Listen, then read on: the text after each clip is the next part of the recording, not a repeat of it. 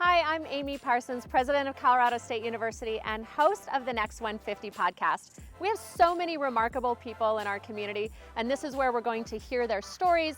We're going to get their perspectives on CSU's next 150 years and gather their very best advice for today's CSU students. Let's get started, Rams. Well, hi, Rams and PBR fans and rodeo fans. Welcome back to our next episode of the Next 150. We're recording just next door to Canvas Stadium, and we've had a couple of really special days here on campus. It's our inaugural PBR Last Cowboy Standing at Canvas Stadium at CSU. We had an incredible night last night with our professional bull riders, and we hosted our first really major concert at Canvas Stadium with Cross Canadian Ragweed. It was amazing.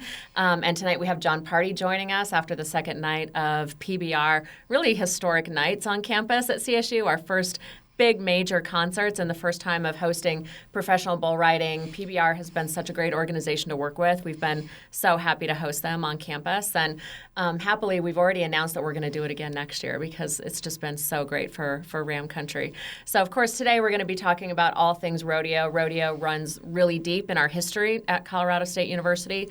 We'll get into that a little bit more in the episode, but I'm honored to have two esteemed guests with us this morning to talk about rodeo and CSU and what's going on with PBR. So thank you both for joining me this morning.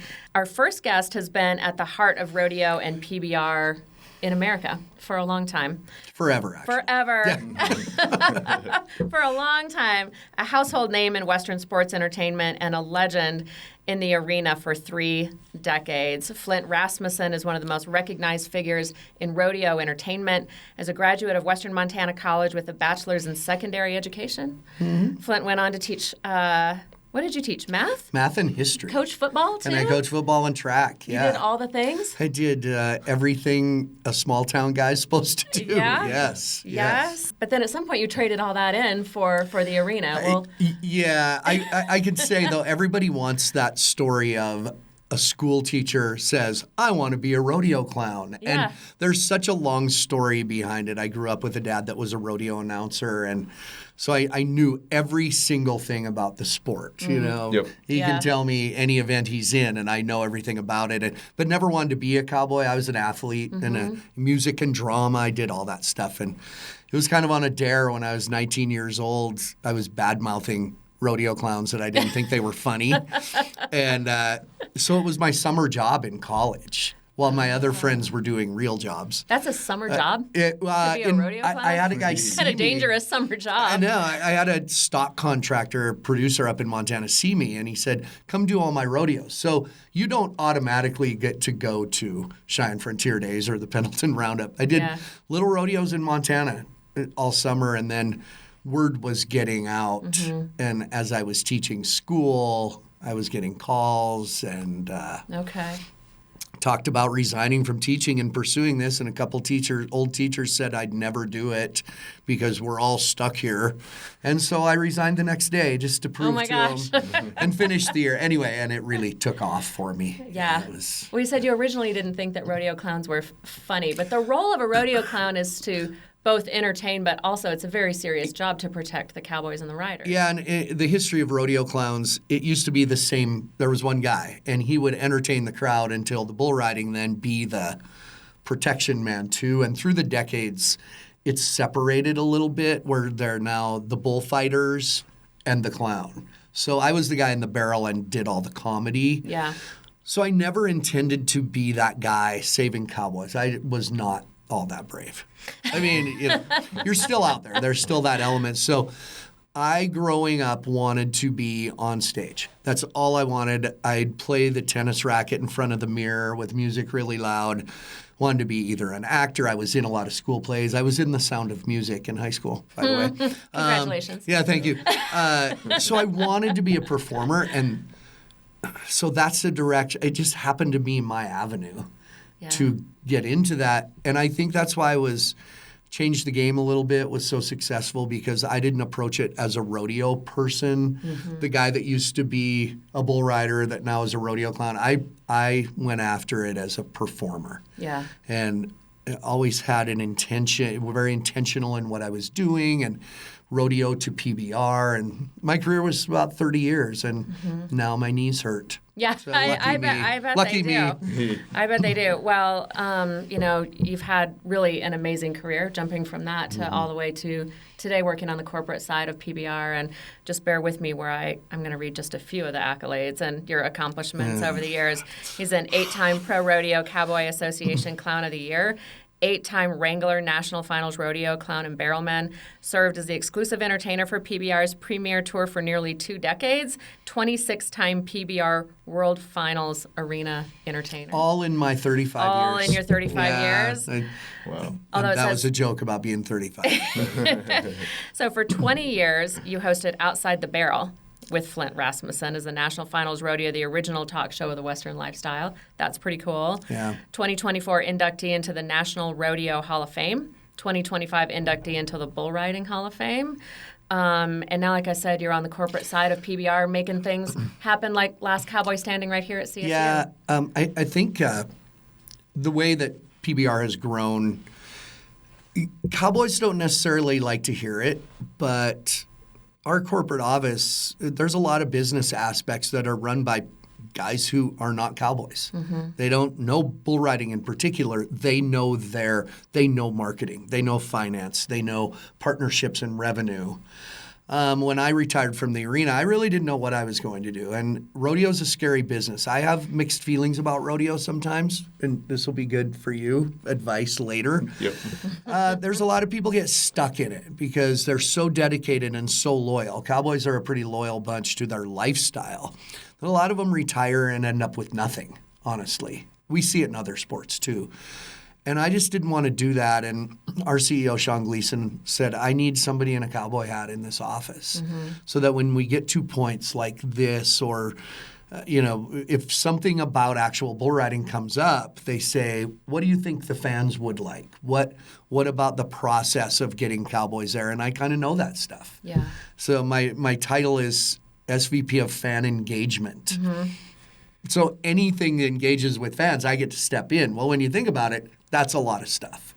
And now I oversee the competition committee too, which means rules and how guys qualify and discrepancies in judging, things like that, which I actually like that more. So, yeah, my hand is in a lot of cookie jars. That's great. Yeah. Well, we saw incredible fan engagement last night at Last Cowboy Standing in Canvas. We'll come back to that in a minute because there's a lot of new fans last night. People who were seeing rodeo and PBR for the first time filling the stands last night. That's really exciting for the sport. So let's talk to Ral'Shaun for a few minutes here because he really represents the future of the sport and current. I mean, you're doing great in competition right now. We're proud that you're a Ram on our rodeo team right now. So I think we can call you Whitey. That's what your friends call I'm going with Whitey. We're going with Whitey. That's easy. Yeah. Nope. Whitey is one of our own students on our team, a Navajo student from Rock Point, Arizona, transferred to CSU, right? Yep. From DNA College, and now you're a senior studying equine science in the College of Ag Sciences, competes on the team as a header. Yep. You're going to have to explain to everybody what that is in a minute. You earned recognition as one of the top 5 headers in the Central Rocky Mountain region. And just on Sunday, you competed in the 2025 World Series Team Roping Championships in Cheyenne, Wyoming, and won a nice little purse. So congratulations on that. So tell us a little bit about how you got to be where you are now on the CSU team and your entry into rodeo. Okay. Yep. So I come from a 2-generation ranch back home and stuff, and my great-grandfather back in the late 1800s and stuff came back from the military, bought himself a little flock of cattle and stuff and whatnot, and maybe started with 3 cows and 2 bulls, and started his herd from there, and then just took off, and little by little, with the income that they were making at the time, they were able to buy bucking bulls, and sooner or later they were able to get a group of bulls, young bulls together, and then was pretty much known as one of the first stock contractors on a Navajo reservation, and it took off ever since. So rodeo's always been in my blood. Grandpa done it, Dad done it. So then it was time for us to come up and Dad's a rodeo announcer too, and I grew up being in the crow's nest with him. But I really saw myself not behind the bucking chutes necessarily, but I saw myself behind the roping chutes, just because of the fact that, you know, you would see guys, you know, throwing so much, you know, nylon out there and making it, you know, riding good horses, and I kind of saw myself in that, you know, in that part of the arena, but Dad was a bull rider. Dad, you know, he always wanted, you know, me to be a bull rider too. So then I started from the little, you know, from the youth category, from the mun busting to the calf riding to the steer riding. I got into the novice bulls, and then I got into the junior bulls. Wow. But then I got into my first open bull, and I did not go good. And I was like, you know what? I'm not going to touch it ever again. So I found myself behind a roping chute. And, but yeah, come from a little town called Rock Point, Arizona. It's a small town. Like, we got in high school there, gas station, we got a church, we got a community building.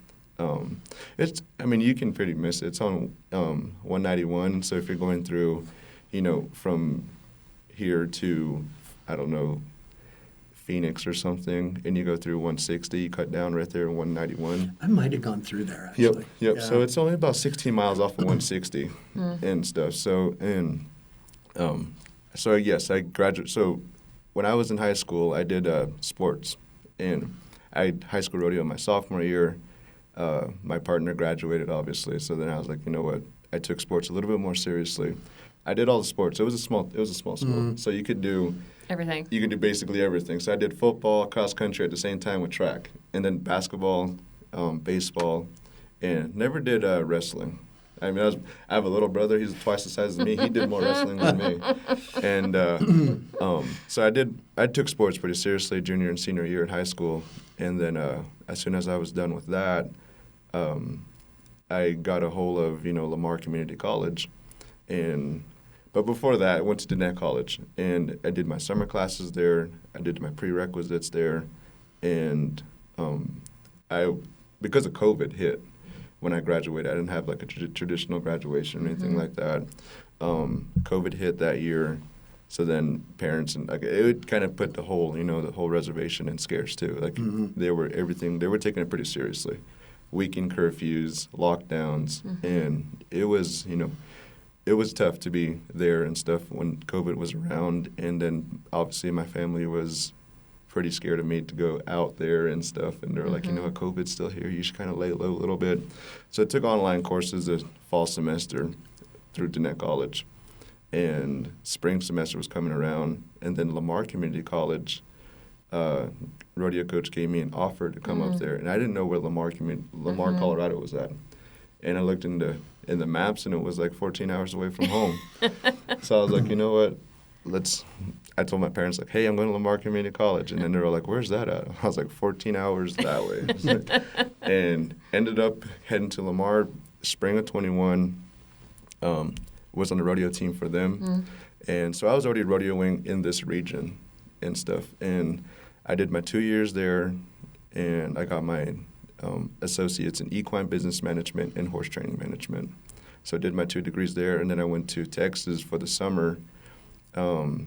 Just when I was done with my internship down there, the rodeo coach for CSU reached out and gave me a really good offer to refuse. So then I thought I was done with school. Like, I was like, you know what, I'm going to start my, my pro career and stuff. And I got my good string of head horses going for me. So I was like, you know what, we're going to hit the road, and we're not going to look back. And then CSU, obviously, Seth Peterson gave me a really good offer, and he brought me here to CSU. And I've just missed the college finals just by 15 points. Is that right? Just by 15 points. But I was pretty fortunate, to, meet a lot of good people in this region specifically, because CSU is a good, university to rodeo out of, because it's central for all the college rodeos. So, like, you're traveling 4 hours to Lamar, Colorado, and then you're going to travel 4 hours to Sheridan, Wyoming. So, like, you're pretty much in the central area versus, tracking from Lamar to Sheridan, or from Lamar to here. So, I mean, I'd done the drive. So, I mean, it's not intimidating anymore and stuff. And we stacked a lot of miles on, some rigs and stuff. So. Well, it's a historic program, too, at CSU. And it's really special to be part. I don't know if you know this, but we have the longest running collegiate rodeo in the country. Oh, yeah. I did. Here at Did CSU. know that. So we're really proud of that. And I know this through the years, that the Navajo Nation, the rodeo and roping is embedded in their culture now. Right. Like we really pay attention. We have, you mentioned Cody Jesus, Keyshawn Whitehorse. There's been guys. Spud Jones made it to the NFR years ago. He just passed away actually. Right. Yep. And Derek Begay and Aaron Sinigini and Rogers. Eric Rogers. But I think you're the new roping sensation from the Navajo Nation. Yes, YD. But so it's just, we really pay attention. Yeah. They ride such nice horses. I have a good friend lives right by the Navajo Nation, and he goes to little jackpot ropings out on some dusty field, and he said, "You've never seen such great cowboys in your life." Amazing. I could relate to what you're saying. Yeah, there's a lot of talented back home for sure. Yeah. So what did it mean to you, YD, to be in Canvas Stadium last night, to see us bring PBR and all that energy around rodeo and bull riding to the stadium? It brought me goosebumps. I'm not gonna lie. Like it really did. Like I was like, because the last time I saw the stadium that full, it was when we played the CU Boulder team and stuff for the football game. Big sold out football, yeah. Correct. And then it's just a different atmosphere. Like I was really impressed. Like we saw dirt on the field and we saw bulls on the deal and stuff. We saw trailers on the field too. Yeah. It brought a really good impression to me, and a lot, like I could speak for the rest of the rodeo team too. Like everyone was amazed, and we heard a lot of good feedback. I gotta say, I'm gonna tell you this. I talked to my daughter on the phone this morning, who works with the CSU Rodeo Team with Learfield, and she has connections to PBR. She wants to make out a night and make it a college rodeo match to one. So. I don't. I knew he'd like that. Well, let's talk about the momentum, because you see what we pulled off last night, and I agree. Like the transformation of Canvas Stadium last night was spectacular. Oh, absolutely. Into the arena with the gigantic stage and all the fans was just a sight to behold. There were a lot of new rodeo fans there last night. I mean, Rodeo Learfield getting involved. I mean, those are all indicators that rodeo as a sport is continuing to grow in momentum and fans. And what do you make of that? We call it in our organization. We call it Western Curious. That's the term we use because we sell out Madison Square Garden 3 nights in a row. You think those people don't know a bull from a rhino, but the Yellowstone effect, Western Curious, whatever you want to call it, people want to be cowboys again. Cute outfits. Exactly. They want to be cowboys, and this is all the places I go across the country. And it feels like, besides the rodeo team and the college rodeo, there needs to be a little more here. I mean, big news. Outside of Colorado, when people think of Colorado, they now think of Denver and Boulder. This town is neither of those. Like, this is, when I pulled in, I told you, I have so many friends that are Wyoming fans. I didn't know what to expect here. Yeah. What a great town, and just prime for people to be excited about Western sports, bull riding, rodeo, whatever it is. And the college, again, I talked to my daughter this morning. She had a meeting with East Texas A&M, and they're actually pointing some of their graduates to CSU for vet school. Sure. Oh, yeah. Instead of Texas A&M, because Yeah. it's such a cool, inviting community. So, this is a market that can be tapped into a little more for sure. I mean, it's history for us, right? Obviously, we've got really deep roots in rodeo and our students and in our team, but we also have a longstanding connection with National Western Stock Show in Denver. I mean, we've been partners with the National Western for over 100 years. We have new buildings down there as well, and the CEO of the stock show, Wes Allison, was here in our suite last night, and so co-promoting what's happening with Last Cowboy Standing in July in Fort Collins and National Western in January in Denver makes a lot of sense. And, we're the state's land grant institution. We come from agriculture. We've got these deep roots. So it's really time for us to show that off. And you see that big response last night. I remember I used to work the Denver rodeo, and I remember CSU night. I'd always, giving out CSU stuff. It's the biggest day at the stock show. Yeah, it was. I remember. It always was, Yep. So. Yeah. No, like especially for CSU and stuff, like going back to being it's one of the best in the nation for the vet programs and stuff. You know, with the equine programs and stuff too. So. Top programs in the nation, and bringing in big events like last night gives a lot of new people a chance to come to campus to see what we're all about, right, at CSU, and to get a new audience in the stands. I'm curious from both of you, like, what advice you give to new fans, and especially for PBR and for rodeo like last night. What do you two look at as professionals in the sport as you're watching the riders? And what advice do you give to new people who are like, what am I supposed to be looking for in these rides? Yep. I would just say, come to Canvas Stadium. And, you get to see the full action and what to look for, the high rides and stuff, both from the animals, perspective and then also the athletes' perspective, because the bulls, they're athletes too. They got stats behind them. They've have, so much money earns too, and, and it's just stock contractors' pride and joy. And then you're looking at from the athlete's perspective too, that these guys in the, in the business stuff, they make it, to a point where they have to do good, to put food on the table and to provide for their family. And then some of them do it for, just to, have fun. So, when you come to these events and stuff, I really pay attention to both performances of the bull and the rider. And, it's, very good to see, 90-point rides. And it's good to see, the steam come out and stuff. See the horns and stuff. Yeah, you touch on probably what I would. New fans, it's always, hey, just enjoy take it all in.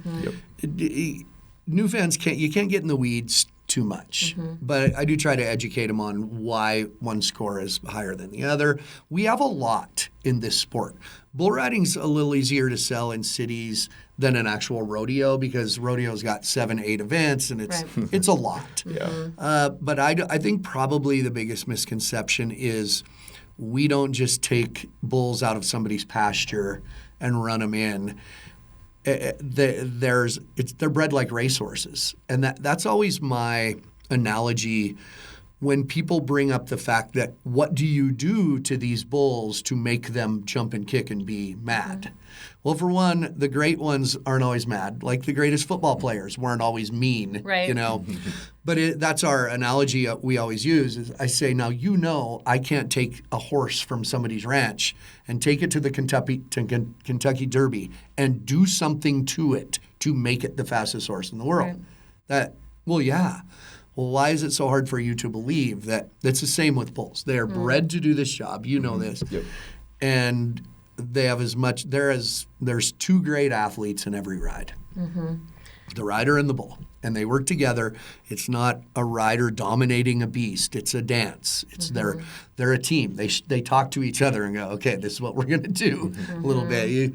You see a lot of guys back behind the chutes when their bull is loaded, they'll get with the bull and take their hat off and kind of pray over the bull as a team thing. Most people don't see that aspect of what they're doing. So what's interesting too, you talk about fan engagement. There's so much interesting characters around the bulls themselves and their names and where they come from and all of that. I mean, I think that's sort of new in bull riding, isn't it? And so people are cheering for both, and they feel like they know the bulls and their personalities and where they come from. Yeah, and what's interesting, they have become a lot like racehorses, where when you look at, there's a lead bull owner that owns the bull. This bull's owned by Blake Sharp, and like last night, Blake Sharp and Bradley Gilbert, country music singer. If you look at the list, Wetzel owned a bunch of bulls. There's people wanting in the business, so they'll buy a quarter of the bull or half the bull because they want their name up there to say, that's my bull. There was a time, the first time I ever met, or the only time, the first time, like we're old friends, I met Parker McCollum, the country music star. He was in Fort Worth videoing because he owned 3 of the bulls. So we get a lot of that. Makes it fun for us when those people come around because they own bulls.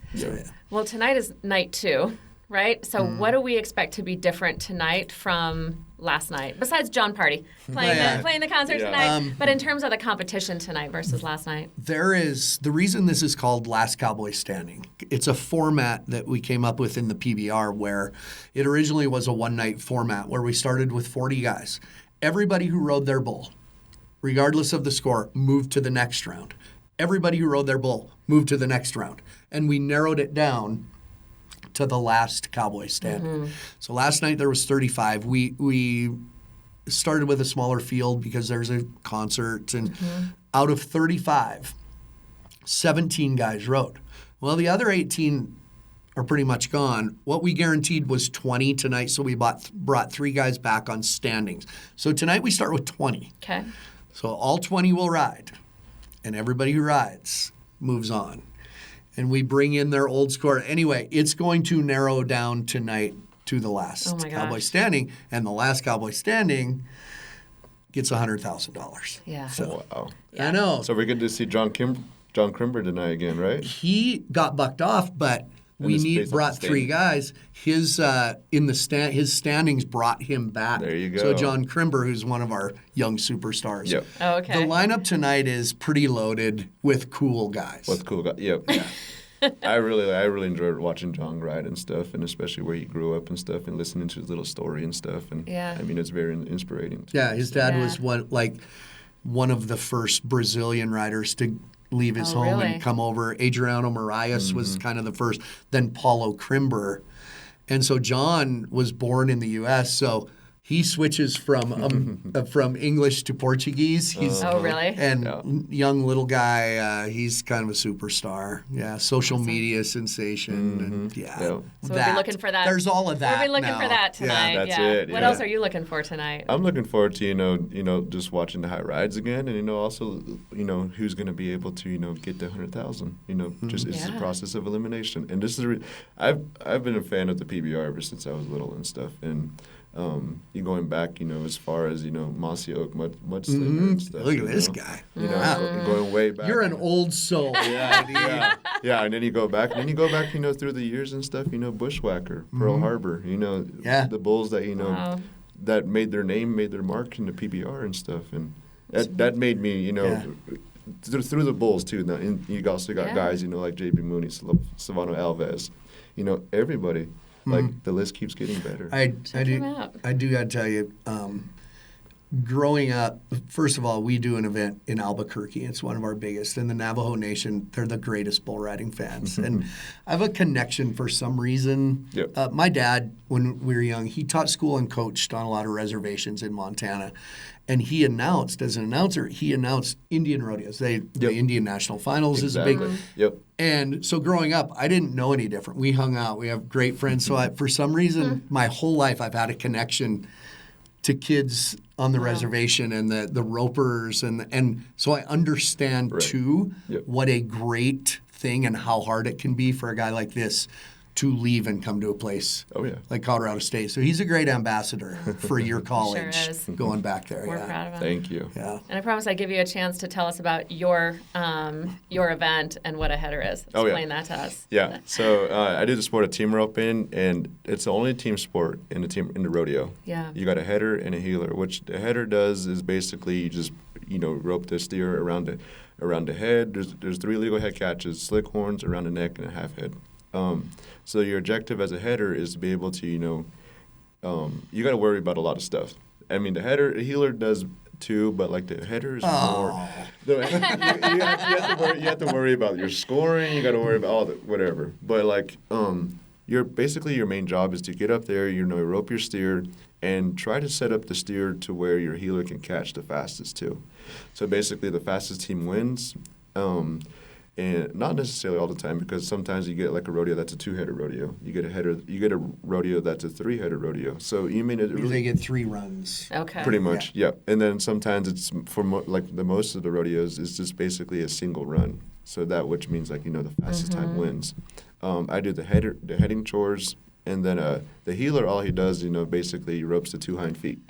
That's all he does. All he does. That's it. That's it. Try not to lose his fingers too. So yeah, when we line up, he's heading and I'm the heeler over here, and the horsemanship is unreal. Yeah. And they want to ease him off. My daughter's a good header. Oh, yeah. And then so as a heeler, I come around the corner and throw a loop and try to catch both hind feet. If I only catch one, it's a 5-second penalty. So in other words, you cock 'em, I'll double hawk 'em. That's right. Yeah, That's Nice. old team roping talk right Shake there. and bake right here. Shake and bake.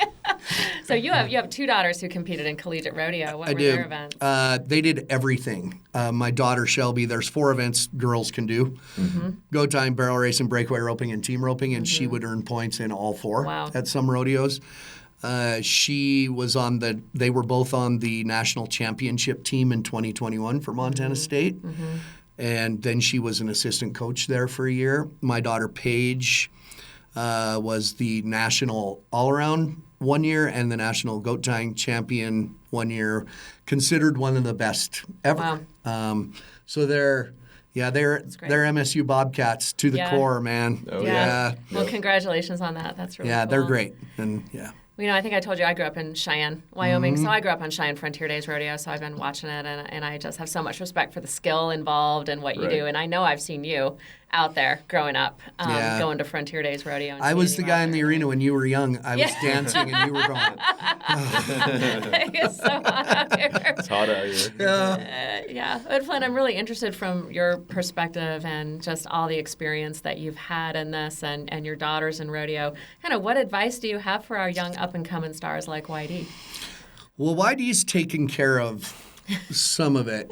Getting out, he's seeing the world. Yeah. And there's just so much. The more you see and the more you learn, the more you can contribute back. The Western, I always call it the Western sports world because that takes in rodeo, it takes in anything in the equine business, bull riding. The Western sports world can get kind of tunnel vision a little bit once in a while. And that's why a lot of times people don't always agree with the PBR because we look outside of those boundaries of rodeo a little bit, just like the event we're doing here. Yeah. So he's taking in a lot of the advice I give.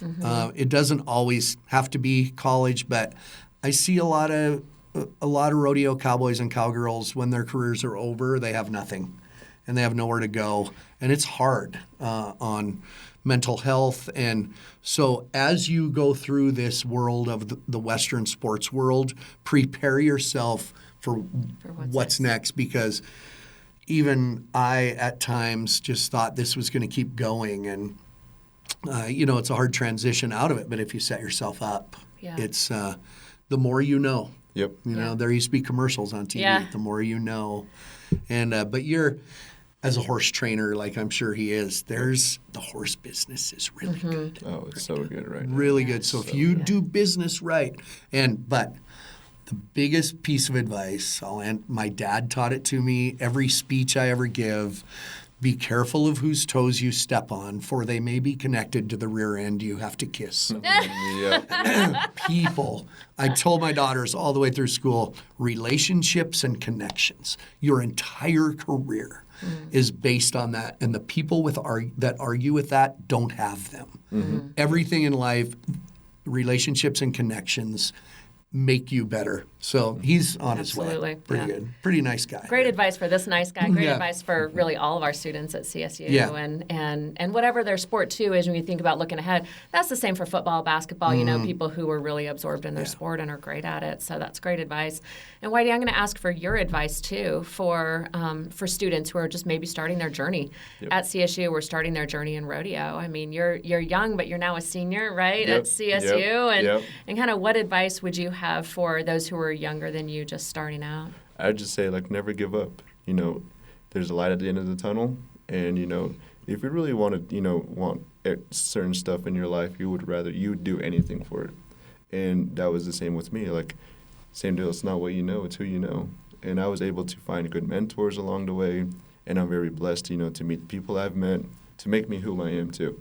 And then also in just learning how to adapt to the culture. The culture softness, because when you leave the reservation, it's a whole different ballgame. And learning how to, be able to trust in yourself and believe in yourself. And if your dreams are not big enough, if they don't scare you, they're not big enough. And I'm very excited, very excited to be here and very thankful and grateful. And I'm really happy to see, the PBR here at the campus stadium. Right? Amazing. Do you know how many kids can't do this? Yeah. This is hard.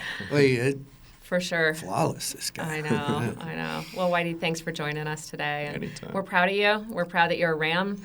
Proud of all your success that you've had in the classroom and in the rodeo arena, and we can't wait to see what's next for you and to support you. So I hope you have a blast tonight. Thank you. And Flint, really glad that you could just join us today and spend your time. Yeah. Thanks for what you've done for the sport, what you've done for rodeo over the years, what you're doing for PBR, and helping to make Last Cowboy Standing a great event for CSU. And well, on behalf of all the PBR, I can say that just you guys have been. I get to be in pretty high level meetings, and the biggest discussion is what a true great partner CSU has been.